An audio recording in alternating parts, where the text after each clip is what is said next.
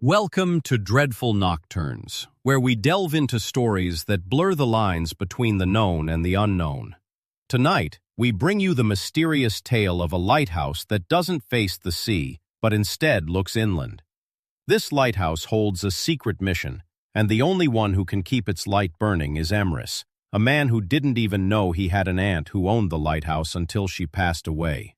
Receiving a brief letter and a bundle of keys from a solicitor, Emrys arrives at a remote place where the lighthouse still stands, despite being automated years ago. But when he enters, he doesn't just face the lamp and his aunt's old journals.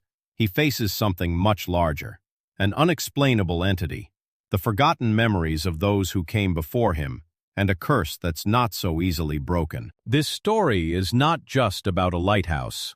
It's about the boundary between the past and the present, between light and dark, between things we cannot explain and those we must face whether we wish to or not. Join Emrys on his journey as he keeps the light burning, only to realize that some things are better left undisturbed. I first see the lighthouse from the train, just a white blade on the headland, a column of masonry staring not at the sea, but across a quilt of fields. The conductor announces Saint Baran in the sing-song voice of someone who wants the timetable to sound like a promise.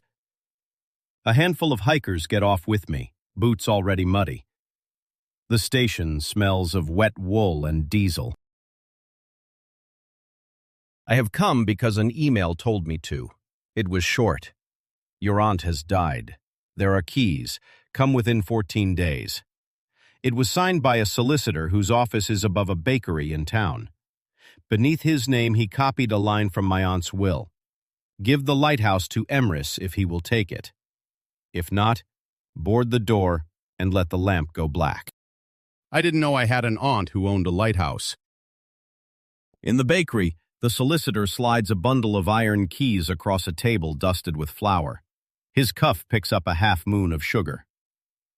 Condolences, he says, and looks past me toward a tray of saffron buns.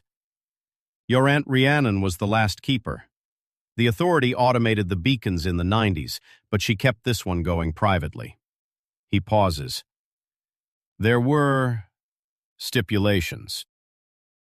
What does a private lighthouse even do? I ask. Point boats into her living room? He doesn't smile. This lighthouse faces inland. I saw. He folds his hands. Most claim it was built in the Napoleonic era as a folly. Others will say it's an eccentric landlight to guide riders across the moor when fog drops. The deed is older than both stories. The lamp was first recorded in the days when the parson still locked the poor box with the same key that bound the stocks. He pushes a second envelope toward me, thick with paper. Her journals. She left instructions. I am obliged to tell you that if you accept the keys, you accept the duties. What duties? To keep the lamp burning when the wind blows inland, to ring the bell if the light falters, and to never, under any condition, turn the lens toward the sea. He says this with the patient tone of a man reading out funeral arrangements. The bakery window rattles. Outside, the gulls argue like old women. I'm not a keeper, I say. I'm an archivist in a city that forgets it used to be a river island. Perhaps you're both, he says. He taps the envelope. She wanted you. By the time the bus climbs the headland, rain has begun. Cornish rain that arrives sideways, sifted by the wind. The lighthouse is shorter than I expect, thick-walled, with a lantern room like a crown of glass. Behind it, the moor lifts its back, all rock and bracken and sheep with yellowed coats. On its other side, the fields fall toward the village and the church that was supposed to be kept by fishermen but never smells like the sea. The door of the lighthouse is boarded, as if someone feared the lamp might run away. The keys are heavy enough to anchor a skiff. I find the one that fits the lock and push inside. The air is cold and sweet, like a cellar where apples have been stored and forgotten into cider. The lamp above me is dark, but the glass, oh, the glass, glitters like a throat full of teeth. It is not the simple bowl you see on picture postcards, but a Fresnel lens in stacked rings, each prism slicing light into obedience. The prisms are clean. Someone has polished them every day. Her journals are stacked on a small table under the stairs, each tied with string. The first begins in neat schoolgirl letters, June 12th. The lamp has a voice, if you listen behind the wind. I unfold a note tucked into the first journal, addressed to me. Emrys, if he has given you the keys, it means I am dead, or it means I am tired of being the only one to talk back to the hills. Let me say it cleanly. The lamp is not a signal for ships. It is a gate for things that cross the land as the fog crosses the moor. When the wind turns from the sea and moves uphill like the breath of a sleeping animal, you must light the lamp and keep it turning. The light does not show the way. It separates the way from what walks beside it. Do not let it face the water. We've done enough damage. R. I should leave. I should put the keys back on their ring and the ring into its envelope and thank the solicitor for the buns. Instead, because the wind is turning and I want to be the sort of person who obeys the dead, I climb the iron steps to the lantern room. The wick is oiled. The mantles are fresh. I am amazed at how long a person can hold on to a ritual they were not paid to keep. My aunt, who painted my mother in a dress of winter sky and then never came to the wedding, has been climbing these stairs every evening to light an obsolete lamp and make it spin over the hedgerows. I picture the villagers muttering about her electricity bill. The view inland is of hedges as black as ink lines, sheep like dropped handkerchiefs, and the moor, which has the color of a drowned man's coat. I strike a match. The lamp becomes a small sun, hot enough to dry my face. The lens begins to turn with a soft arachnid scrape. I hear nothing. Just wind and rain and the lamp's insect patience. I stay until midnight, and it is only when I climb down that I notice the bell rope. It is thick as a wrist and made of gray wool, as if someone has braided fog. A tag on the wall in my aunt's tidy hand says simply, "Ring if the beam stutters," 3 times, then wait. For the first week, I treat the lighthouse like a museum I am cataloging. The journals go backward in time under my hands.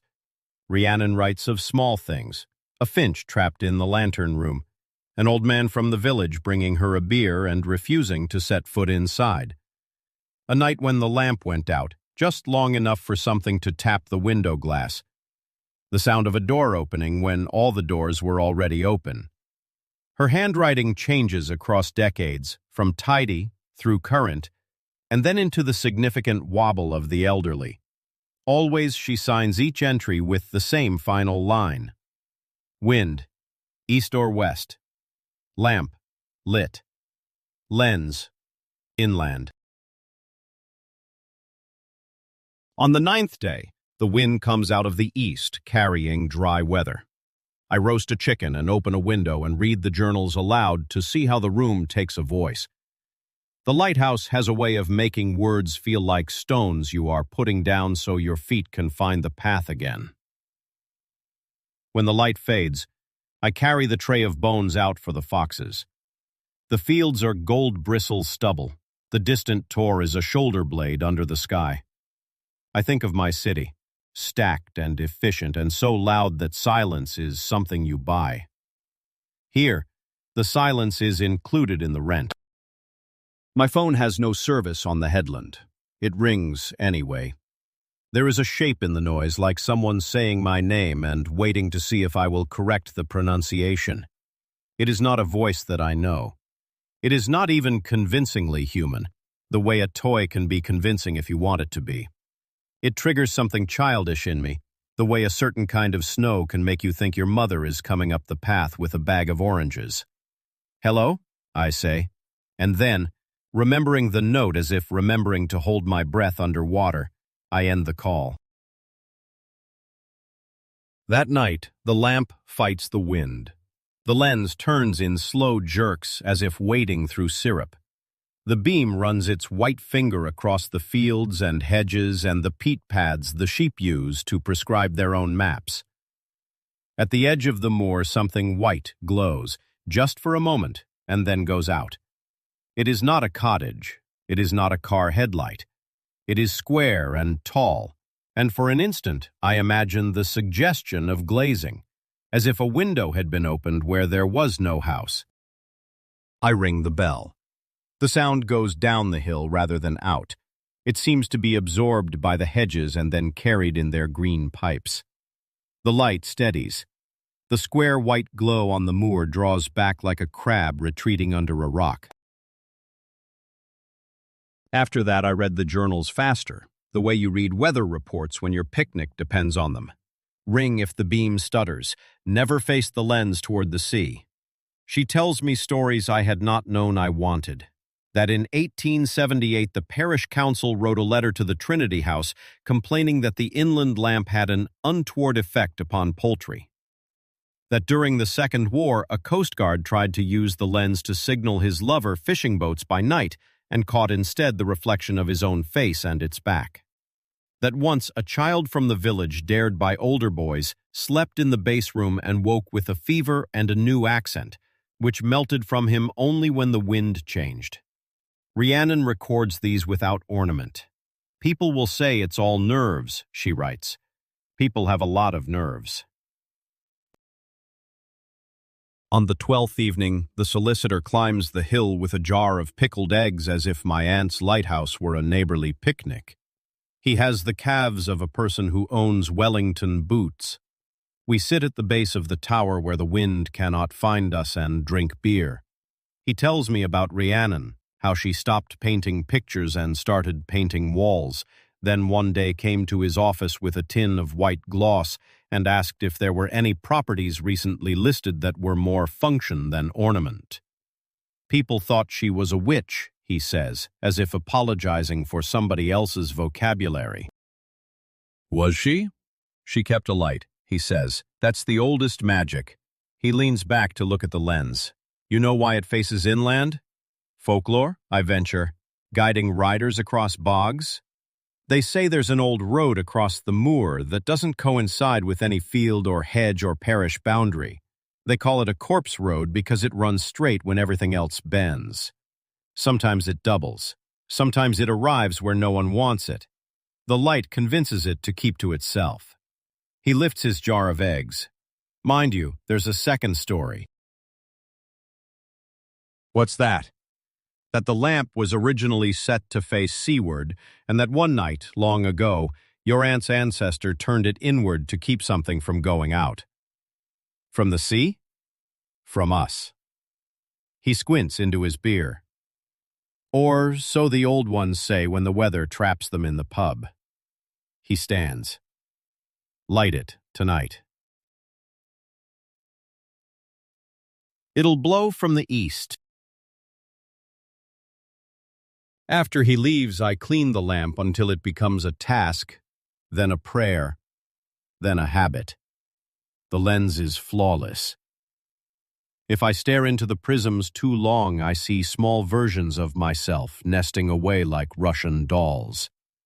A figure bending to polish, the lamp behind him blazing into a hard cousin of the sun. I think of everything I own that reflects me back, which is mostly screens. The lens is an older truth. It shows you again and again until you remember what you were doing with your hands. The wind rises at sunset. The lamp is grateful to be lit. The lens turns. The beam goes inland. The white square on the moor appears again, closer. 2 fields closer. Like a door leaning against a hedge because someone has not yet decided where to hang it. This time I can see that its light is not a color I know. It is not candle yellow or fluorescent blue. It is like the inside of a shell held to the ear. A noise given shape. I ring the bell. The square grows more faint but does not go. Instead, something else happens. The hedges begin to smoke. At first I think they are on fire. An old terror, field fire, men with beaters and lines of flame like red handwriting. But no, the smoke is not smoke. It is pale gleam, the sort of light you get from a fish's belly when it rolls in the net. It seethes along the hedgerows like water, trying to remember whether it once was a road. The lamp steadies, and the simmer along the hedges stills. And in the sudden quiet I hear the bell rope creak as if small hands were on it. When I look down, the rope is still. The creak persists, then stops. "Emrys," says the phone in my pocket. I do not answer. The phone begins to count. 1, 2, 3, the way we count for a child who must jump. I read by lamplight until morning. My aunt's last pages are very old. The ink is faded along the edges where the book has been opened over and over. She writes, "The moor is not a thing. It is a direction. The light is not a border. It is a suggestion. If you cannot manage suggestion, it becomes a bargain. I am not a superstitious man.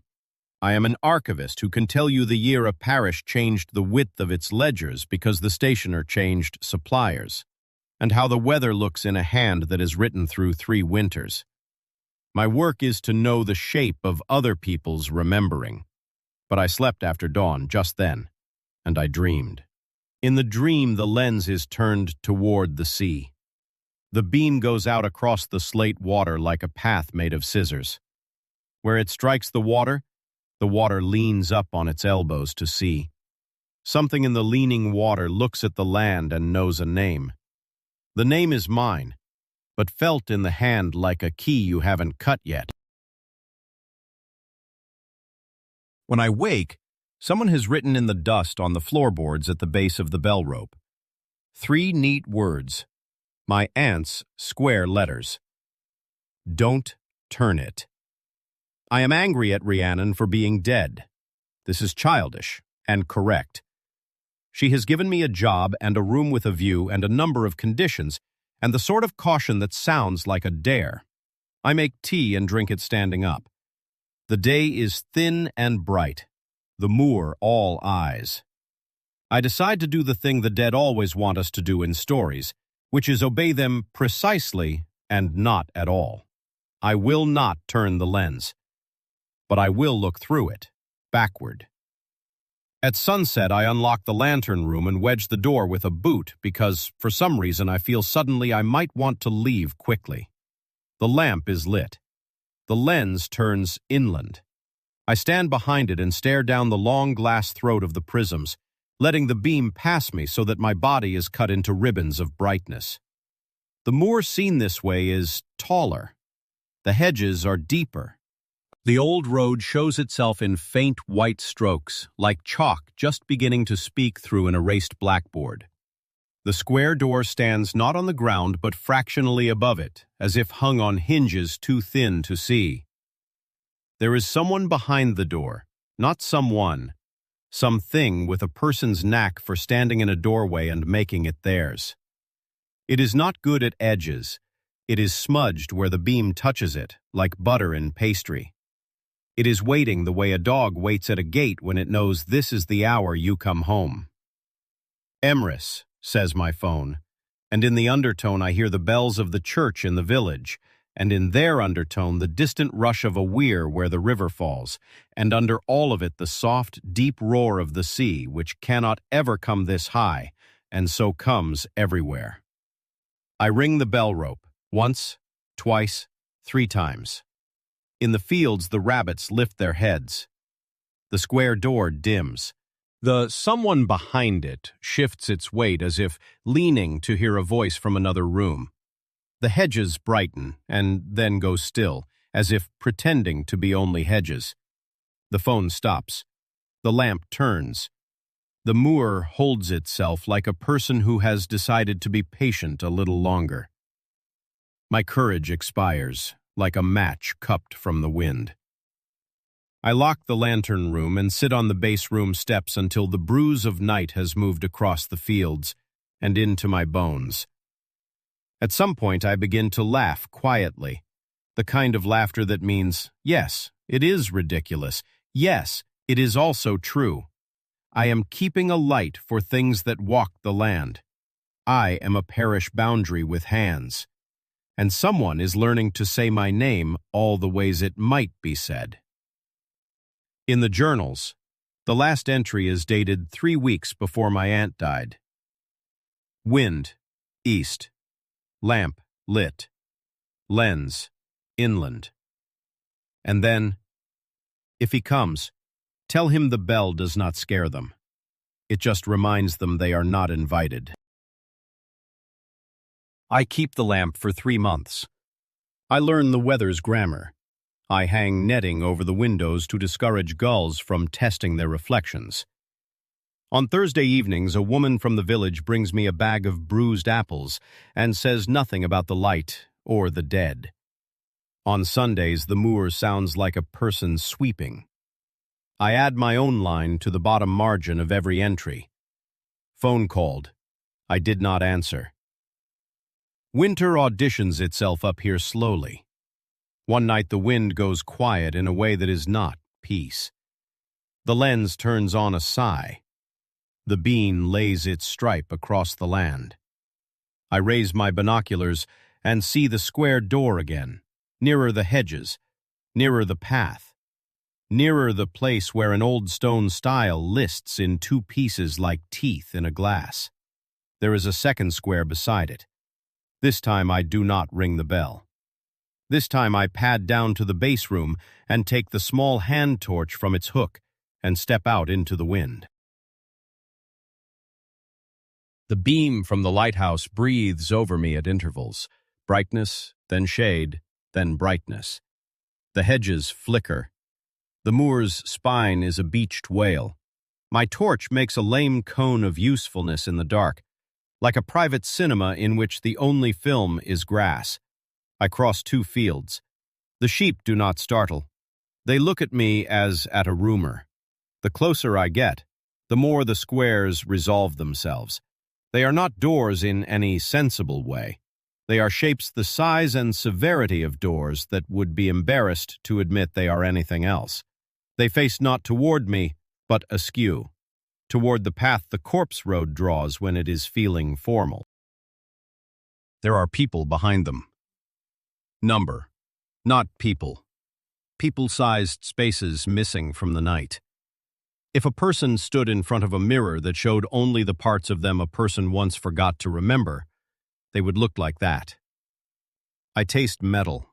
The lamp's beam runs up my back and into my neck. The squares brighten as if waking. The hedge to my left glows. I hear the bell rope creak in the tower far behind me. I curse softly and without punctuation. Emrys, says the phone in my pocket, and I understand suddenly why the lamp must never face the sea. It is not that the sea would bring things inland. It is that the sea would recognize us. I step backward, because backward is the only direction that still obeys. The squares don't follow. They tilt, the way a door tilts on its bottom hinge when someone has removed the pin at the top. Behind them, something rearranges its hands. The path is a paler dark. I find the stile and lift myself over it, feeling every age I have ever been in my knees. The lamp's beam makes my shadow into measurable units of fear. At the base of the tower, the bell rope moves by itself, then is still. I climb. I ring. I ring again. The beam steadies and holds. The squares on the moor go dim as faces at a window when the room behind them turns off its light. I sit on the iron steps with my head against the cold rail until morning squeezes itself out of the east and spreads thinly over the land like scrape butter. I think of the solicitor and his jar of eggs. I think of my aunt, polishing and drinking her tea cold by accident and writing short entries in a long life. I think of all the things we build to point at other things, lighthouses, church steeples, telephones, names. When the wind blows inland, I light the lamp. When it blows out to sea, I clean. The beam passes over the paths and hedges and the little white teasel heads of the dead nettles. The phone rings less often. Sometimes a gull bumps the glass with its breastbone and slides away like a clumsy angel. One night in late January, clearer than a bruise, I wake to the feeling that someone has come into the room and is standing at the foot of the bed looking at me the way a librarian looks at a reader who is using scissors on a book. "Emrys," says my aunt, not from the doorway but from the bell rope, from the lens, from the fields, from the square where a door does and does not exist. Her voice is exactly like the sound of a match being struck under glass. "Don't turn it." "I won't," I say. "You will want to," she says. "When the sea calls you by your mother's voice, you will want to." "I won't," I say again. "Then keep the light," she says, and laughs sadly the way people laugh who have kept something long enough to know it is not entirely theirs. "And when they ask for your name, give them the bell." "What if they come to the door?" I ask, though I do not mean the tower door. "Then tell them that tonight is not their weather," she says, and ring. The wind turns in the chimney. The morning peels itself toward the fields. In the village, the baker opens her shutters and the solicitor straightens his tie, and a child in a yellow coat slides on the frost and does not fall. The lamp is a sun, in a room that is only a room because we say so, again and again, with hands and glass and fire. I make my entry in the journal. Wind, E. Lamp, lit. Lens, inland. Someone called. I did not answer. I rang the bell. When I close the book, a drift of gray dust lifts and then settles, the sort that is not dust at all, but the very fine pieces of a story that a place sloughs off to see who is listening. I brush it away gently. The lamp hums. The lens turns. The moor keeps its old straight road. The squares, doors, windows, promises, stay where they are. Almost. Nearly. Not yet. And if you ever stand on the headland at St. Baron on a night when the wind has decided to come home by crossing the fields instead of the water, you will see what we keep. A ribbon of light, combing land the way a mother combs hair. Hedges breathing like sleepers. And, if you are careless with your name, something behind a white square learning how to say it in every voice you have ever loved. So do not answer when the phone knows no signal and rings anyway. Do not turn the lens toward the sea. Do not mistake a bargain for a boundary. If you must do anything, ring. And that concludes tonight's story. As the moor keeps its secrets and the lighthouse continues its silent vigil, we're left to wonder, what really waits in the shadows, just beyond the reach of light? If you enjoyed this eerie tale, don't forget to hit the like button and subscribe to Dreadful Nocturnes for more haunting stories from the edge of the unknown. And if you want to keep the night filled with unsettling whispers, ring the notification bell so you won't miss our next journey into the darkness. Thank you for watching, and remember, sometimes the things we fear the most are the ones that call our names the loudest.